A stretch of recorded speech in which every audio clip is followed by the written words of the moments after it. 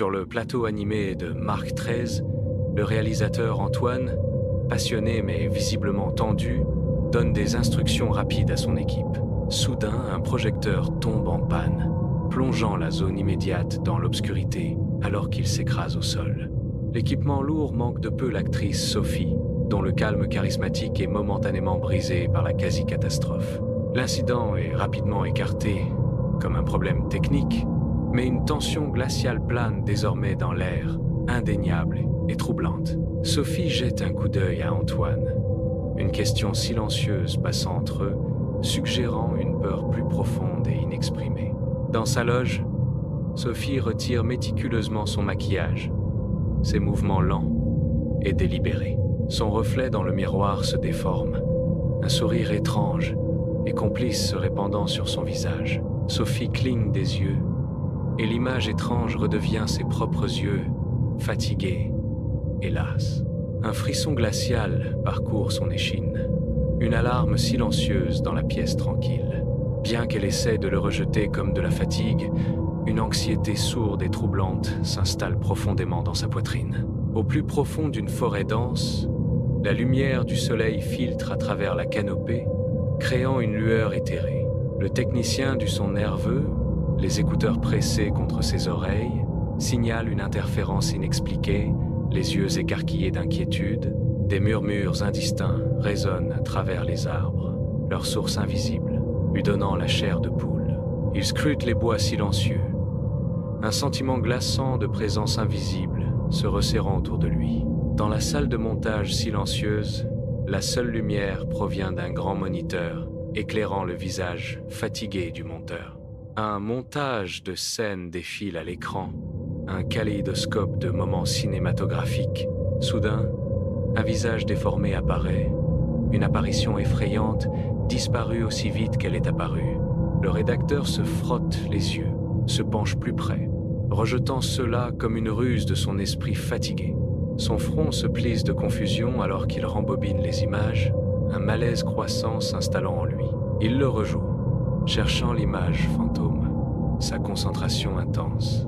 Le producteur, un homme marqué par le pragmatisme des années, répond à un téléphone qui sonne, le front déjà plissé d'une appréhension inexprimée. Chaque mot du récepteur crispe son expression, une lutte silencieuse contre une calamité imprévue qui se déroule.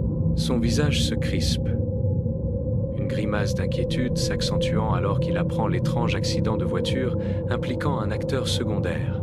Il tente de projeter le calme, rassurant Antoine et Sophie, mais son sourire forcé trahit son trouble intérieur grandissant. Les yeux du producteur, d'habitude vifs et décisifs, papillonnent maintenant avec une profonde inquiétude, une ombre d'anxiété s'y glissant.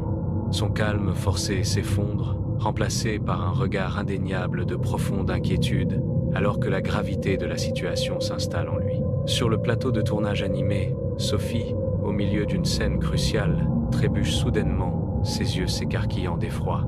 Un halètement s'échappe de ses lèvres alors qu'elle s'effondre, se serrant dans ses bras, sa respiration haletante et son corps secoué de violents frissons. Elle marmonne à propos d'un froid intense et du sentiment troublant d'être observée, ses mots empreints d'une peur palpable. Le médecin du plateau s'occupe rapidement d'elle, vérifiant son pouls et ses pupilles, mais ne trouvant aucune explication physique à sa soudaine détresse. Sophie est allongée dans son lit, les yeux grands ouverts dans l'obscurité étouffante, un cri silencieux piégé en elle.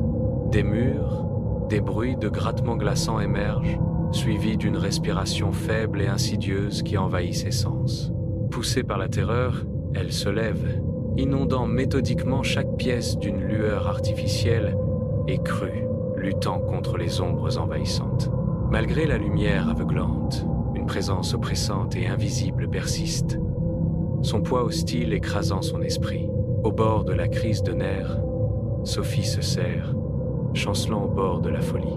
Antoine, le visage marqué par le désespoir, navigue dans les couloirs désolés et poussiéreux d'un studio de cinéma abandonné. Des rayons de soleil transperçant des fenêtres crasseuses, illuminant des particules de poussière dansant dans l'air, un ballet silencieux et étrange, il avance avec détermination, ses yeux scrutant l'environnement en décomposition, cherchant des réponses dans cet espace oublié. Il s'arrête devant une table de fortune, encombrée de débris, et commence à fouiller une pile de coupures de journaux jaunis. Les gros titres parlent d'étranges incidents sur d'anciens plateaux de tournage, de schémas récurrents, d'une histoire qui semble se répéter à travers le temps. Sur un plateau de tournage, une énergie troublante crépite alors que la scène finale se déroule, des objets tombant inexplicablement des étagères. Les lumières vacillent de manière erratique, projetant des ombres étranges et dansantes qui s'étirent et se tordent au bord du plateau. Les visages de l'équipage sont pâles de terreur, leur peur palpable alors qu'ils sont témoins des phénomènes inexplicables. Sophie reste figée, les yeux écarquillés de terreur, alors qu'une présence maléfique l'enveloppe, lui glaçant le sang. Le cinéma, vibrant d'impatience, bourdonne alors que la première de Mark Trees commence, le public captivé par l'écran. Antoine et Sophie, au milieu de la foule captivée, affichent des expressions de profonde lassitude, leurs visages marqués par des fardeaux invisibles. Soudain, l'illusion cinématographique se brise alors que l'écran se fige, ces images vibrantes remplacées par une immobilité inquiétante.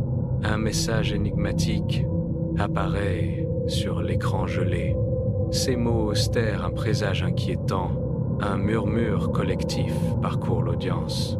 Une vague de malaise et de confusion submergeant les visages captivés.